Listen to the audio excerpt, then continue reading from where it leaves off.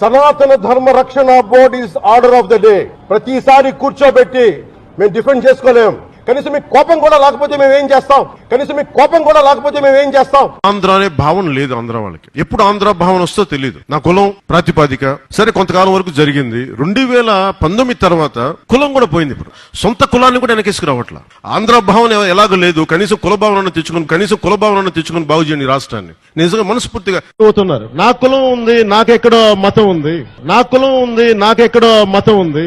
నా కూతురు క్రిస్టియన్ అబ్బా, నా కూతురు తల్లి తన మతాచారం ప్రకారం నా కూతుర్ని రష్యన్ ఆర్థడాక్స్ చర్చ్ లో బాప్టైజ్ చేయిస్తానంటే సంతోషంగా చేయించమని. మా నాన్న ఎలాంటి వాడంటే, మా నాయనమ్మ దీపారాధన వెలిగిస్తే దీపారాధనలో సిగరెట్ వెలిగించిన దేవుడు లేడు దెయ్యం లేదనే వ్యక్తిమత మా నాన్న. ఇది ఆడేది కొద్దిమంది రాజకీయ నాయకులు వాళ్ళు కూడా ఎక్కువ మంది ఆడేది కూడా హిందువులే చెప్తున్నారు. అసలు ఇలాంటి గొడవలు పెట్టింది హిందూ నాయకులు తప్ప మిగతా నాయకులు చేయరు.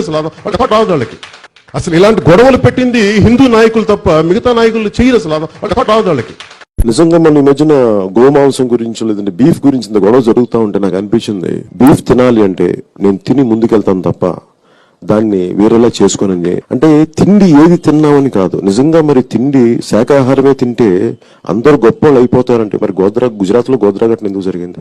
నాకు ఎందుకు జీసస్ క్రైస్ట్ ఇష్టమో చెప్తాను. ఒకసారి ఇక్కడ నా డైరీలో రాసుకున్నాను. నా పెద్ద కొడుకు పడిపోయాడు. వాడు ఇంత వయసు అప్పుడు పరిగెట్ట పడిపోతే వాడు మోకాళ్ళకి రక్తం వచ్చింది. వస్తే నాకు మోకాళ్ళు నొప్పి వచ్చేసింది. నాకు అప్పుడు నాకు గుర్తొచ్చింది మేరీ మాత గుర్తొచ్చింది.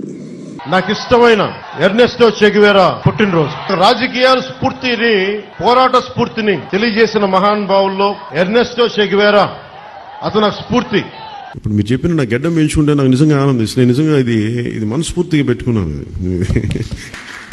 ఇది నాకు ఇష్టంతో పెట్టుకున్నాను.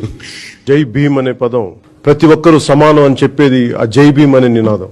జై భీమ్ అనే నినాదాన్ని మనస్ఫూర్తిగా నాకు వ్యక్తిగతంగా రాజకీయాల్లోకి రాకముందు నుంచి, సినిమాలోకి రాకముందు నుంచి డాక్టర్ బాబాసాహెబ్ అంబేద్కర్ ఆశయాలను అర్థం చేసుకున్న వాడిని, చదివిన వాడిని, ఈ సోషల్ బ్యాక్వర్డ్నెస్ ని ఇవన్నీ ముందుకు తీసుకెళ్లిన మహానుభావులు.